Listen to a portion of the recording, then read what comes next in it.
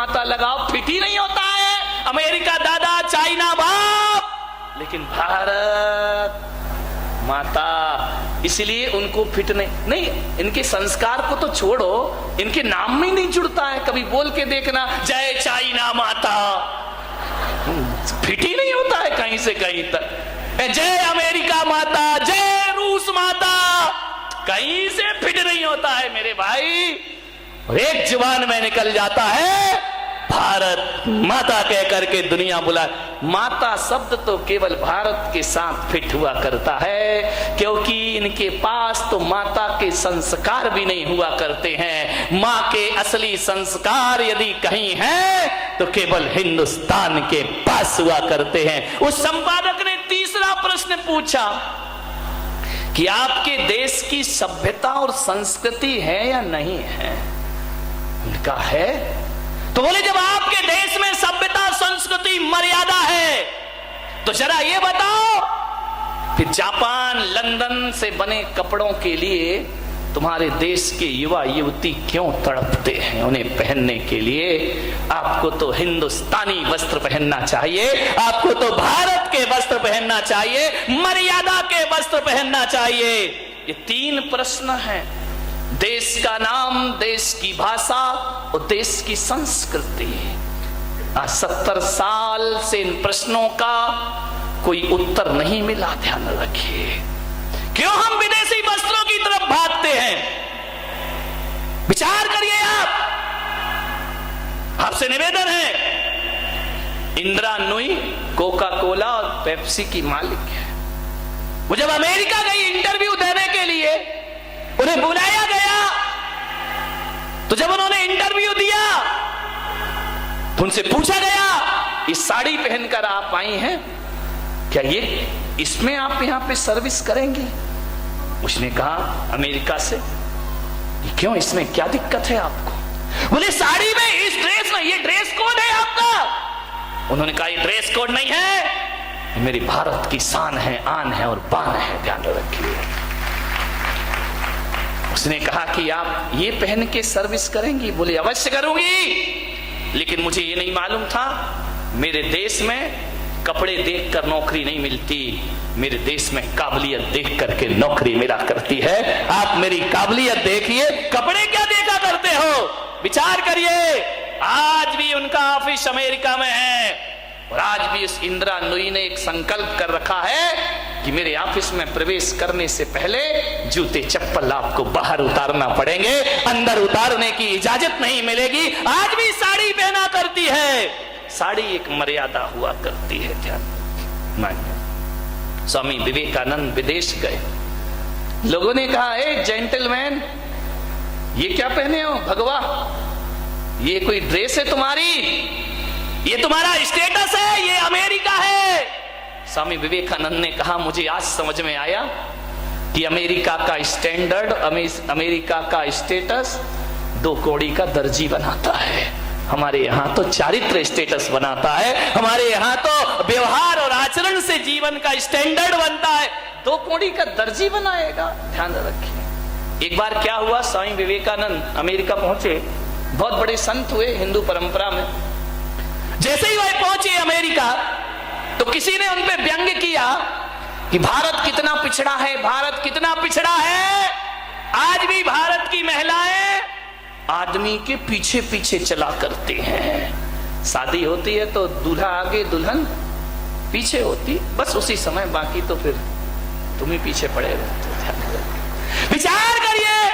बोले हमारे भारत, हमारे अमेरिका में देखो कितनी स्वतंत्रता है।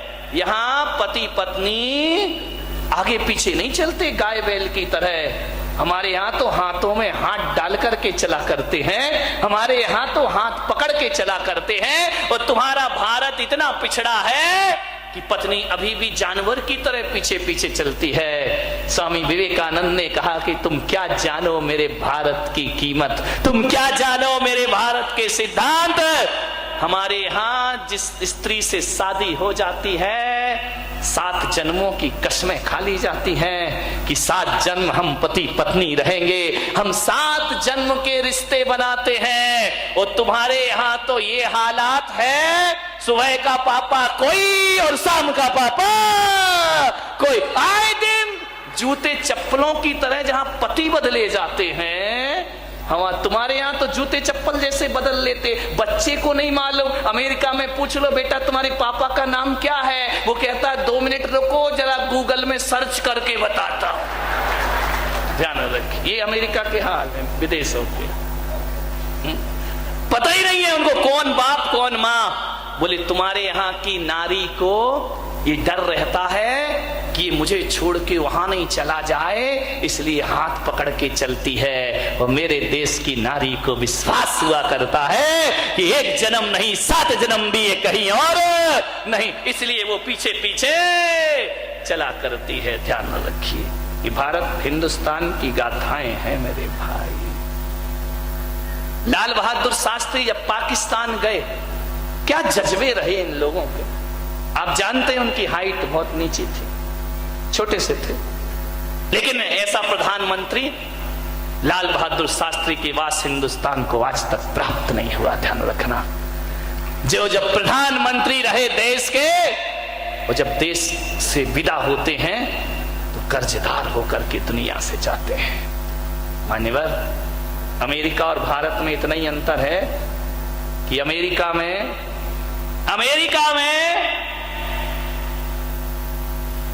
बुजुर्ग पेंशन लेते हैं, युवा राज करते हैं, और भारत में बुजुर्ग नेता बनते हैं, युवा टेंशन लेते हैं। ध्यान रखें, और कुछ नहीं हुआ करता है। लाल बहादुर शास्त्री जब पाकिस्तान गए तो एक पत्रकार ने पूछा, उस समय भुट्टो वहां के प्रेसिडेंट थे, प्रधानमंत्री थे, बेनजीर भुट्टो नहीं, इनके बाप जुल्फिकार भुट्टो, वो वहां के प्रधानमंत्री थे। तो लोगों ने कहा कि शास्त्री जी आपकी हाइट कम है और उनकी हाइट ज्यादा है, जब आप मिलोगे तो आपको ऐसे देखना पड़ेगा, क्योंकि वो पत्रकार भी क्या क्या पूछ बैठे, कोई भरोसा है क्या। बोले वहां भारत की निगाह, भारत तो नीचा हो जाएगा, वो ऊंचे हैं, आपको ऐसा देखना पड़ेगा। भारत का प्रधानमंत्री कहता है, पत्रकार महोदय बिल्कुल सच कहा है, वो उनकी हाइट ज्यादा है, मेरी हाइट कम है, लेकिन मैं जब भी देखूंगा नजरें उठा के देखूंगा, वो जब भी देखेगा नजरें झुका के देखेगा। ये भारत की शान है, भारत जब भी देखेगा नजर उठा के बात करेगा, और पाकिस्तान जब भी देखेगा नजरें झुका के बात। क्या जज्बे रहे इन लोगों के, कैसा इनके अंदर राष्ट्रभक्ति और देशभक्ति के प्रति जज्बात भरे रहे इनके अंदर। मान्यवर, सोचना है आपको, निवेदन है आपसे। मैं बीमार हूं, अब तो बंद कराओ भाई। और बोलूं? हाँ बोलो, क्या बात है। तो आज ही लेके जाओगे तुम बंदूक पाकिस्तान पे? विचार मान्यवर, भारतीय संस्कृति का दुनिया में कोई भी मुकाबला नहीं हो सकता है। अमेरिका ने कहा कि भारत कहां पहुंचा, हम कहा भारत कहां पहुंचा, जहां तुम नहीं पहुंचे वहां भारत पहुंचा।